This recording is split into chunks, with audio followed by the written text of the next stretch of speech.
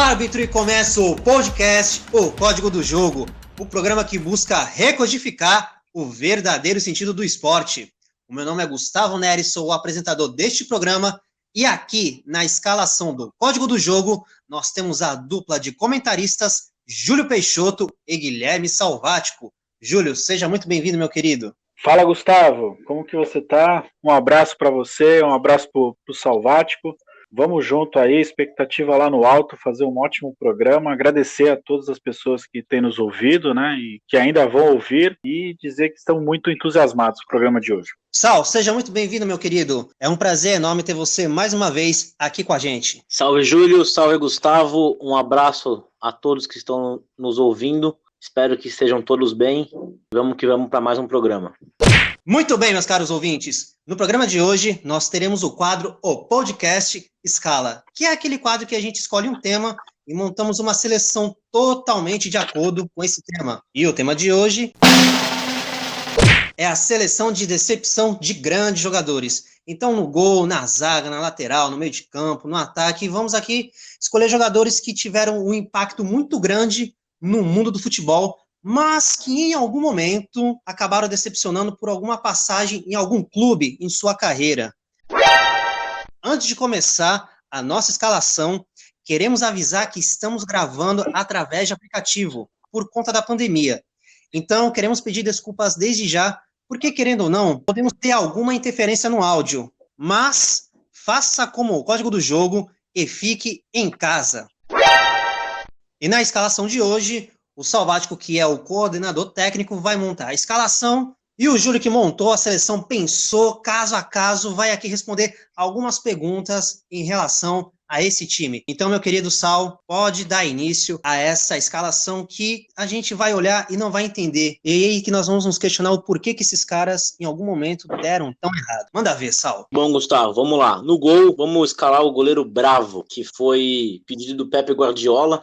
O Bravo foi pro Manchester City na temporada de 2016-2017. Até então, ele era bicampeão da Copa América pelo Chile, que ganha da seleção da Argentina. A seleção da Argentina, é bom deixar claro, que era do Messi, né? Mesmo ele não tendo aquele desempenho que tem no Barcelona, é o Messi de qualquer jeito, tem que respeitar, enfim. E ele conquista a Copa do Rei e o Campeonato Espanhol também, pelo Barça. Ele foi negociado por 18 milhões de euros e ele fica no lugar do goleiro Hart, que era o ídolo na época, né? Ele foi tido pela imprensa como uma das piores contratações das últimas temporadas e para piorar a carreira dele, o momento dele, a esposa dele acaba dando uma declaração muito polêmica envolvendo jogadores da seleção chilena, em questão de comportamento, então ele fica mal falado e não consegue jogar o bom futebol que ele apresentou no Barcelona. Foram 60 jogos pelo time inglês, né? Atualmente o titular é o Ederson, que é goleiro reserva da seleção brasileira, do Alisson. Em 5 meses, foram 59 bolas em direção ao gol e ele levou 25. E ele teve um recorde muito negativo, que ele ficou 2 jogos, literalmente, sem fazer nenhuma defesa e ainda acabou levando 6. Então ele não se adaptou ao time do Pepe Guardiola. Ficou com essa imagem como um dos piores momentos da carreira dele, de negociação, transição. Na lateral direita, vamos colocar o lateral Maicon, lateral de seleção brasileira, teve muito sucesso na Inter. Ele também vai para o Manchester City em 2012, né, ele sai da Inter, ele é negociado por 3,5 milhões de euros. Ele fica apenas uma temporada no clube, ele tem 15 jogos somente, muito pouco, não marca nenhum gol. Lembrando que o Maicon, em todos os seus 7 times que ele passa, ele sempre marca pelo menos um gol. Até mesmo aqui no Brasil, nos últimos 2 times que ele disputou. E depois ele é transferido para Roma, porque não teve muito sucesso na Inter. E é bom deixar em destaque que ele já foi eleito o melhor defensor da Europa, 2009 e 2010. Então ele acabou sendo uma decepção. Agora, vamos falar de um zagueiro brasileiro. Tem muita história no futebol alemão, tem mais história que Rafinha, que Dante, que Luiz Gustavo, que Diego, que Elber, tem mais jogos que Zé Roberto e mais títulos que Grafite. Alguém sabe de quem que eu estou falando? Ele mesmo, Naldo, não é amigo do Chris Brown, porém é o Naldo zagueiro. Ele, como eu disse, tem mais jogos na Alemanha, ele acumula um total de 358 jogos disputados, desbancando o Zé Roberto, né, que tem 336 partidas, 22 partidas de diferença, e ele foi um dos poucos brasileiros que fez história no futebol alemão sem ser pelo Bayern de Munique. Claro, se você é um grande jogador e está no Bayern de Munique, ainda mais nesses últimos anos, fica até fácil de fazer uma linda história. E ele chegou a ter atuações históricas em solo alemão, mas quando a gente fala da passagem dele pelo Mônaco, que é a grande decepção, a história foi bem diferente. Ele acabou custando 4 milhões de reais para o time do Mônaco. Ele fica apenas um ano no clube, e a última vez que ele jogou foi no dia 18 de maio de 2019, ou seja, nem chegou a jogar na temporada atual. E na Alemanha ele é tido como ídolo, né? Pelos títulos, ele é muito idolatrado. Só que nessa passagem do Mônaco ele deixa a desejar bastante. Para completar a zaga agora, vamos colocar o Lúcio no São Paulo. Lúcio que é campeão do mundo com a seleção brasileira, tem uma história maravilhosa, é um grande zagueiro. Só que no São Paulo ele marca apenas 2 gols, ele não é muito de fazer gol, é um número pequeno. Ele tem simplesmente 32 jogos, ele fica uma temporada só, não rendeu tudo aquilo que o time esperava, foi contratado por 9 milhões de reais, e o grande momento que marca a passagem do Lúcio no São Paulo é quando ele é expulso pela Libertadores, nas oitavas de final, contra o Atlético Mineiro, num jogo que o São Paulo estava ganhando, e ele, muito infeliz, muito infantil, é expulso, e o São Paulo acaba sendo eliminado, enfim. E depois disso ele não teve uma sequência muito boa, acabou não se firmando no São Paulo e foi embora. Mas ele fez muito sucesso na Europa e na seleção brasileira também. Para fechar essa linha defensiva, Felipe Luiz no Chelsea. Ele foi negociado por 20 milhões, atua somente 26 jogos, também fica só uma temporada e ainda conseguiu ir para reserva. Um fato bem negativo para ele. Fez apenas 1 gol. E o que mais chama a atenção é que antes dele ir para o Chelsea, ele é campeão espanhol com o Atlético de Madrid e vice da Champions League. Então, ele não valeu todo o dinheiro que foi negociado, nem o futebol que esperavam dele no clube. Rapaz, temos aí uma linha defensiva sul-americana. 4 brasileiros e um chileno. Mas, Júlio, me responde aí. O que faz um jogador ser tão bom em um clube e quando ele muda de equipe não consegue jogar nem metade do que pode, mesmo sendo jogadores como esses 5 aí, que são de alto nível? Gustavo, o principal que eu vejo é a adaptação, né? O jogador está acostumado com o estilo de jogo e muitas vezes tem times que jogam um pouco em função dele, né? Por exemplo, às vezes o Lúcio era o zagueiro central, poderia até ficar um pouco de líbero, um tanto quanto protegido. E no caso do Bravo, podemos dizer que realmente ele foi muito mal, porque geralmente os times do Guardiola, né? Eles, embora estivesse ali no começo do trabalho dele, são times que normalmente têm muita posse de bola, né? E os times adversários normalmente têm um pouco de certa dificuldade, né? De chegar perto do gol para poder chutar, né? Então, realmente, das vezes que foi né, requerido o serviço dele, ele foi mal ali, né? Mas eu acho que a adaptação, né, que o Felipe Luiz também, ele era um cara que, né, no Atlético de Madrid, o técnico lá é o Simeone, então os times dele sempre, né, pelo menos nesse tempo aí de Atlético de Madrid, sempre foram times, né, de meio retranqueiro, assim, né, aquele que estaciona o ônibus ali no meio campo, e na verdade é muito pontual, né, o Atlético de Madrid, né, toma um gol, vai, corre, consegue fazer uma jogada e faz, enfim, mas é aquele futebol ali de muito pegado, né, muita, como é que eu posso dizer, muita doação do jogador ali e a parte defensiva muito forte. Então, acho que o Felipe Luiz, quando foi para o Chelsea, que foi um time que jogou mais para frente, acredito que ele também tenha sentido essa dificuldade e acabou perdendo a vaga de maneira não tão difícil para o Azpilicueta, né? Que acabou jogando melhor e acabou sendo o dono da posição por lá. E o Lúcio também, aí para mim já entra uma outra questão. O Lúcio, quando chegou no São Paulo, né, já estava super rodado e com uma certa idade, né? E aqui o futebol brasileiro é correria, sabe? Acho que ele chegou assim, talvez pensando que fosse ser fácil para ele, pela experiência dele, mas a verdade é que ele chegou aqui, né, aparentemente já numa idade avançada e não conseguiu dar conta de correr atrás, até o lance que ele foi expulso, que o Salvático citou, Ele perdeu o tempo da bola e acertou o Bernard, que naqueles dias estava com alegria nas pernas, né? E aí acabou sendo expulso, e depois ele foi para o Palmeiras também, não conseguiu ir tão bem lá, e na verdade acabou depois indo para o Gama e Brasiliense, então assim, ele já estava já num declínio, né? Tem essa, né? Nesses casos aí que citamos, tem de tudo, né? Adaptação ao estilo de jogo até a idade. O Maicon também chegou, né? Já com 32 anos, e ele chegou ali no Manchester City, e também, futebol inglês é muita correria, então eu acredito que ele tenha sentido, e como tinha lá o Zabaleta também, que é praticamente um patrimônio lá da equipe, então ele teve dificuldade e acabou ficando só um ano também. Então aí vamos de adaptação, problemas com adaptação, idade, tudo isso. O jogador tem que estar bem centrado para conseguir desenvolver um bom futebol. Muito bem, montada aqui a nossa linha defensiva, e agora o Salvático vai armar o meio de campo. E aí, Sal, como é que vai ficar essa meiuca aí? Bom, Gustavo, vamos lá. Na meiuca, como nós somos um time muito ofensivo, né? Teremos apenas um volante, como de costume. E esse volante é o Kleberson, quando ele vai para o Manchester United. Ele é negociado por 6 milhões e meio de libras, atua apenas 30 jogos, tem somente 2 gols marcados. Ele é o primeiro brasileiro no time inglês, né, a jogar lá. E uma curiosidade é que ele foi apresentado junto com o CR7, né? E ele chega para substituir o Veron, também era um excelente volante na época.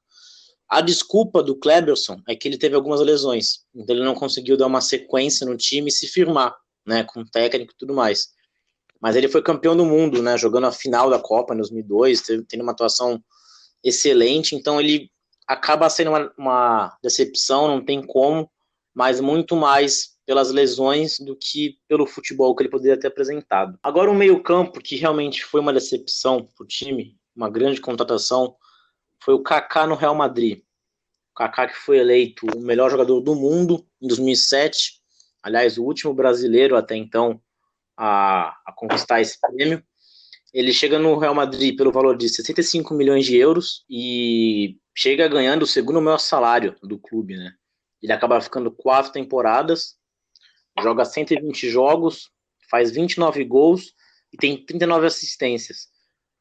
O que são números baixos pela expectativa que foi criada no Kaká. Ele também sofre algumas lesões que acabam atrapalhando o seu desempenho, a sua sequência no time, mas faltou uma sequência para ele, uma sequência de oportunidade com o Mourinho. Acredito que eles não se davam muito bem, não tinham essa intimidade toda, e isso acabava dificultando para o Kaká mostrar o seu bom futebol, que já tinha provado isso tanto na seleção quanto no Milan. Agora, uma curiosidade que, na verdade, o meio-campo, né? Desculpa, que nem todo mundo sabe. Riquelme no Barcelona. O Riquelme, que é ídolo no Boca, né? Essa hegemonia do Boca aqui na América é absurda. O argentino, tanto que ele é eleito o melhor das Américas em 2000. E ele foi vendido para o Barça por 26 milhões de dólares, um dinheiro muito alto. Então era uma expectativa muito grande, né? Ele foi pro time do Barcelona. E aí ele teve simplesmente 46 jogos e 6 gols. Foi uma passagem muito rápida, ele não foi muito bem recebido lá. Talvez o vestiário, o grupo não o acolheu como deveria ou como ele queria, na verdade, né? E para fechar nosso meio-campo aqui, vamos de James Rodrigues no Real Madrid. James, que teve o gol mais bonito da Copa de 2014 aqui no Brasil, fez uma ótima Copa do Mundo pela seleção da Colômbia, o que também começou a despertar interesses de grandes clubes da Europa. Ele vai para o Real Madrid no valor de 80 milhões de euros, ele fica 4 temporadas, joga 124 jogos e tem 37 gols. Ele chega como inegociável, na verdade, né? Pelo futebol, o James Rodrigues, camisa 10, só que não demonstrou aquele futebol que todo mundo esperava, principalmente o Real Madrid. Então ele sai como uma grande decepção para o time merengue e até hoje não conseguiu se firmar, se for comparar, né, sempre comparando com o futebol da Copa 2014, que é o que colocou ele no cenário atual da Europa, dos grandes times. Rapaz, realmente é um meio-campo aí de alto nível. Infelizmente, esses clubes que citamos aí, que o Sal citou, não pôde contar com a melhor versão desses jogadores. Então vamos aqui fazer uma simulação. Vamos aqui lembrando que aqui também é o programa das simulações. Então vamos lá, Júlio. Vamos imaginar o seguinte: o craque vive um ótimo momento e recebe uma proposta para mudar de time. Como o jogador deve avaliar se ele deve permanecer ou mudar de clube? E de quebra, quero que você cite aí, Júlio, qual desses meio-campistas te deixou mais encantado? Qual desses no auge te deixou mais assim, tu parava para assistir? Isso que você falou de o que o jogador deveria analisar para fazer uma transferência e tal, né? Por exemplo, né, todos os citados são jogadores sul-americanos. Eu não estou querendo dizer que o pessoal aqui não pensa tanto no futuro e nos prós e contras, mas o pessoal aqui, não sei também pela condição econômica, é muito tomado pela emoção, né? Muitas vezes você vê transferências aqui e tal, que já tá de cara, fala, esse cara não vai arrumar nada, um bom jogador aqui que está se destacando e vai pro Shakhtar Donetsk lá na Ucrânia passar frio. Então você vê que ao longo do tempo, assim, essa análise não é feita. Geralmente o pessoal só se liga nos valores, né? E aí tem pressão por parte de empresários e dirigentes, né? Que quer dinheiro entrando no clube para poder saldar dívida. Pelo menos aqui na América do Sul você vê muito isso, né? O pessoal passando perrengue, então acho que acaba o próprio jogador, embora o Kaká, por exemplo, né? Quando foi ali, foi entre times da Europa, e o James também, mas parece que não, né, não houve tão planejamento. Deveriam planejar, pensar, porque muitas vezes foi aquilo, como citamos o zagueiro, você está indo para um outro clube que joga num outro estilo de jogo, e às vezes o estilo de jogo não casa, às vezes o técnico que está lá não vai fazer aquilo que o cara fazia no time que ele jogava, então tem que ser feita essa análise. Mas, infelizmente, o dinheiro fala muito alto, então me parece que na Europa é feito melhor a contratação. Ó, vamos atrás daquele cara porque tal, ele encaixa com o jogo, não é só o cara ser bom, ele encaixa com o jogo. Tanto é que muitas vezes tem jogadores que são contratados de maneira desconhecida e de repente estão brilhando, né? Podemos citar aí o Mohamed Salah, o Mané e o Van Dijk, né? Todos do Liverpool, inclusive, que chegaram ali totalmente desconhecidos e em pouco tempo estavam ali desenvolvendo, mas porque casavam com o futebol. E entre esses jogadores aí, os que me encantavam, né? Eu vou querer citar dois, é o Kaká e o Riquelme, né? O Kleberson, ele antes de ir pro Manchester United, ele fez bons jogos no Atlético Paranaense, foi campeão brasileiro, né? Subiu da base e tal, mas foi muito bem na Copa, diga-se de passagem, jogou muito, né? Na final quase fez gol, mas acho que foi demais essa transferência para ele para o Manchester, né? E o James também poderia citar um caso daquele o time da Colômbia, né? Falando da seleção da Colômbia, joga praticamente em função dele ali, do quadrado e tal, sabe? A bola passa muito por ele, então de repente ele chega num Real Madrid e não é mais tanto assim, né? Lá você tem uma coletividade e tal, e talvez ele sinta a falta de não ser uma referência no time, né?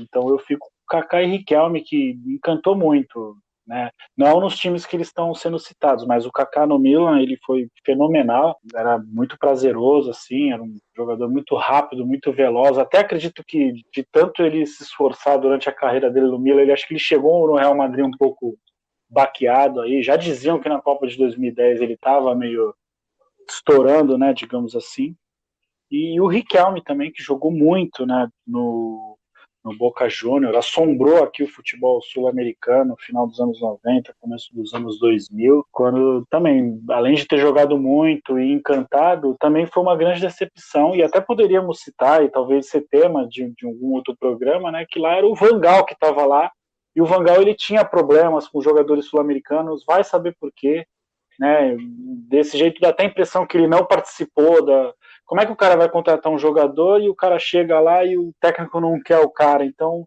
pode até entrar um caso desse. Foi o dirigente lá que decidiu e levaram o cara, porque o Van Gaal, embora não tenha sido responsável dessa contratação, mas teve problema e fez até o Giovani e o Rivaldo saírem de lá do Barcelona também. Com certeza, Júlio. Esse fato aí que o holandês não gostava de sul-americano realmente dá um podcast. Mas fica para a próxima. Vamos colocar aqui na nossa lista de pautas, sem dúvida alguma, Vamos abordar isso. Mas agora, o Salvático vai finalizar a seleção. E aí, Sal, quais são os 2 atacantes de alto nível que, infelizmente, nos decepcionaram em algum momento? Bora lá, Gustavo. Bom, é uma dupla de atacantes, né? Vamos começar pelo Shevchenko, quando ele tem a passagem pelo Chelsea. Shevchenko que vem do Milan, né, num valor de 30 milhões de libras em 2006. Lembrando que ele foi bola de ouro, superando simplesmente Ronaldinho Gaúcho e Deco em 2004. Pelo Chelsea, ele atuou durante 3 temporadas, jogou 77 jogos e fez 22 gols. Nessa passagem ainda, dessas 3 temporadas, ele ainda retorna para o Milan e acaba saindo sem custos para o Dinamo de Kiev em 2009. Ele acaba sofrendo muitas lesões, assim como outros jogadores que nós citamos também, mas a expectativa dele era muito alta. Assim como o Kaká, que já tinha sido o melhor do mundo, ele passa pela mesma situação, até antes do Kaká, na verdade, né? Então, com as lesões, ele acaba não se adaptando ao futebol inglês, e ele é tido como uma das piores contratações do Chelsea, pelo que ele jogou no Milan. Então, de todos aí, talvez uma das maiores, junto com o Riquelme, colocaria, em questão de decepção mesmo. Para fechar o time, Animal, Edmundo Animal, no Flamengo. Ele teve uma ótima campanha pelo Palmeiras, pelo Vasco, mas no Mengão não teve resultados semelhantes aos dos outros times. Um jogador que, extra-campo, teve muitos problemas, e não estou aqui para falar a vida pessoal dele, mas nos problemas que ele se envolvia, de briga, problemas internos e externos, refletia dentro de campo, como refletiu no Flamengo. O Flamengo investiu 5 milhões de dólares nele, ele joga apenas 23 jogos e tem 9 gols. E também é tido como uma das piores contratações para o Flamengo e não poderia estar de fora dessa seleção de grandes jogadores que são craques, mas que nesses times acabaram decepcionando, seja por lesão, seja por falta de interesse, adaptação do clube, mas de fato decepcionaram. Rapaz, já pensou um ataque com Edmundo e Shevchenko? É mais um daqueles momentos que vamos parar e ficar sonhando acordado. Mas então, Júlio, alguns jogadores nessa equipe aí que acabamos de montar não tiveram boa passagem em algum clube porque já não estavam mais no seu auge. Partindo disso, você acha que o jogador de futebol deve esperar cair de rendimento para começar a pensar na aposentadoria? Ou eles devem fazer igual ao Zidane, que se aposentou mesmo estando em um bom momento? Bom, Gustavo, tudo vai depender da condição física, né? Condição física, condição mental do jogador. Ambos os atletas citados não eram tão velhos, mas de alguma maneira não se adaptaram, né? Eu sempre, para mim, na minha opinião, o futebol inglês é um dos melhores e lá é muita correria, né? Com habilidade, digamos assim. Então, é uma tendência, um jogador de uma idade mais avançada, né, ele sentir e ter que ser inteligente para conseguir se adaptar. Eu acho que o Zidane, ele poderia ter continuado aí mais uma temporada, mas ele era um cara com tanta classe, né, que até nisso ele foi um cara classudo, digamos assim, né, ele chegou e simplesmente se aposentou no momento ali até icônico, né, ele poderia ter continuado, porque a última imagem que todos têm é dele dando uma cabeçada no Zidane, foi o último ato dele, então ele fez a escolha dele. Eu não acho que necessariamente precise ser assim, mas é fato que também é chato o jogador, ele tá numa fase, já não tá numa fase boa, já não tá mais no auge, tá ali declinando e tá ali no time, arrumando picuinha. Infelizmente nós vemos isso muito aqui pelo Brasil, né? Jogadores que chegam e, sabe, sentam no contrato, sentam na sua carreira e quer que todo mundo faça tudo para eles. E aí começam os problemas, relacionamentos e tal, e aí o time começa a perder e geralmente acaba tudo em coisa ruim. Na Europa, né, felizmente, pelo menos o Flamengo não deu esse azar, mas na Europa não acontece tanto, né? Geralmente o jogador é sacado, tal, tem uma conduta mais profissional, mas aqui no Brasil, infelizmente, nós vemos muitas coisas assim, né, de jogadores de mais idade e tal, né, de estar tendo esse tipo de comportamento. Júlio, e para fechar aqui essa escalação, preparei uma pergunta surpresa. A seleção é a seleção de decepção de grandes jogadores. E toda seleção e todo time precisa de um técnico. Eu vou aqui te dar 2 opções de 2 grandes técnicos que em algum momento decepcionaram. Para você, qual técnico decepcionou mais? Sampaoli na Argentina ou o Tite na seleção brasileira? Gustavo, nossa, que pergunta complicada, né? Ainda mais com tantos ouvintes que provavelmente são corintianos, né? Podem achar que eu vou estar criticando de maneira inoportuna o grande Adenor. Mas eu acho que o Tite, porque assim, né? A Argentina, beleza, ali, eu acredito que a Argentina está numa geração que, infelizmente, ali a parte defensiva deixa muito a desejar, né? Existe um desequilíbrio grande. Pega do meio para frente, o time já melhora, sabe, imensamente. Então, mas o Brasil não, o Brasil daria para garimpar, tal, mas o Tite, eu não sei, para mim, na minha opinião, ele não combina muito com o estilo de jogo que ele gosta de fazer, não combine tanto, embora também não tem outros técnicos que vá também fazer grandes, aqui no Brasil pelo menos, que vá fazer grandes diferenças, mas para mim a decepção é um pouco com o Tite, por conta do material humano que ele tem. Ele tem jogadores em todas as posições ali, muitos jogadores de calibres maravilhosos, né, que formam um bom equilíbrio, né. Vamos ver se com o tempo, às vezes acontece isso, só com o tempo começa a melhorar as coisas. Eu acredito que ele acredite nisso, que ele vá com o tempo, persistência, porque ele é uma pessoa desse estilo, ele gosta de persistir no trabalho e tal.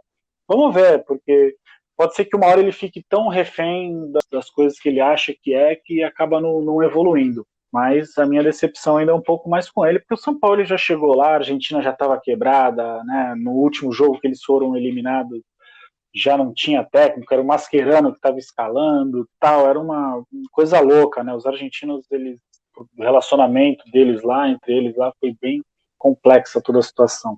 Muito bem, Júlio, está montado aqui a seleção de decepção de grandes jogadores, com o goleiro Bravo no Manchester City no gol, na lateral direita, Maicon também pelo Manchester City, na dupla de zaga, Naldo no Mônaco, Lúcio no São Paulo e na lateral esquerda, Felipe Luiz no Chelsea. Primeiro volante, Cleberson no Manchester United e ali no meio campo para frente, Kaká no Real Madrid, James também no Real Madrid e Riquelme no Barcelona. E fechando, completando ali no ataque, Shevchenko no Chelsea e Edmundo, o animal, no Flamengo. Meus caros ouvintes, agradecemos aqui a sua paciência, a sua audiência, esperamos que tenham gostado muito da nossa seleção. Quero agradecer ao Júlio pela montagem da equipe, quero agradecer ao Sal pela escalação que fez aqui, maravilhosa. Um grande abraço para vocês. Júlio, até a próxima. Opa, Gustavo, sempre um prazer poder estar trabalhando, fazendo nesse programa contigo. Espero colher bons frutos e tamo junto e até a próxima. Um abraço também aí, Salvático. Muito bem, Júlio. Sal, fica aqui um grande abraço, se despeça aí dos nossos ouvintes e até a próxima. Boa, Gustavo. Grande abraço para você, grande abraço para o Júlio e um abraço virtual novamente em todos que nos escutaram até agora. O prazer é sempre meu estar com vocês. Foi muito bom gravar esse programa, infelizmente de decepções, mas de grandes jogadores. Até o próximo. E só deixando claro que o nosso objetivo aqui não é denegrir a imagem de nenhum desses jogadores. Até porque se são decepções, é porque tinha uma grande expectativa em relação a eles. E se tinha uma grande expectativa, é porque eram grandes jogadores. Então, é aquilo. Nem só de glórias, nem só de coisas boas vive o futebol. Nós ficamos por aqui e esperamos vocês na próxima rodada. Até lá!